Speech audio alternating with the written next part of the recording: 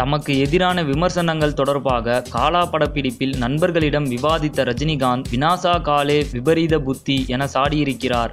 ரஜினி சாடியது யாரை என்பது தொடர்பாக பரபரப்பாக விவாதிக்கப்பட்டு வருகிறது. சுப்பிரமணியன் சுவாமி தமது ட்விட்டர் பக்கத்தில் ரஜினிகாந்த் ஒரு 420 படிக்காதவர், அரசியலுக்கு தகுதியில்லாதவர் என கடுமையாக விமர்சித்தார்.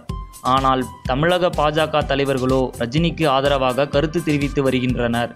இதனிடையே சென்னையில் நேற்று செய்தியாளர்களிடம் பேசிய சுப்பிரமணியன் சுவாமி ரஜினிகாந்தை அவன் அரசியலுக்கு வரமாட்டான் என ஒருமையில் பேசினார். இது ரஜினி ரசிகர்களை கடுமையாக கொந்தளிக்க வைத்தது. இந்த விமர்சனத்தால் கடும் கோபமடைந்த ரஜினிகாந்த் படப்பிடிப்பில் ரஞ்சித் உள்ளிட்டோருடன் விவாதித்திருக்கிறார். அப்போது கடும் கோபத்தில் வினாசா காலே விபரீத புத்தி என ஸ்லோகத்தை சொல்லி சாடியிருக்கிறார்.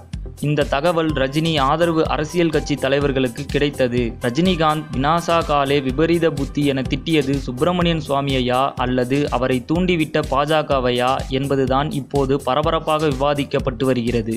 சினிமா மற்றும் அரசியல் செய்திகளை உடனுக்குடன் தெரிந்து கொள்ள சப்ஸ்கிரைப் டு டுடே சினிமா.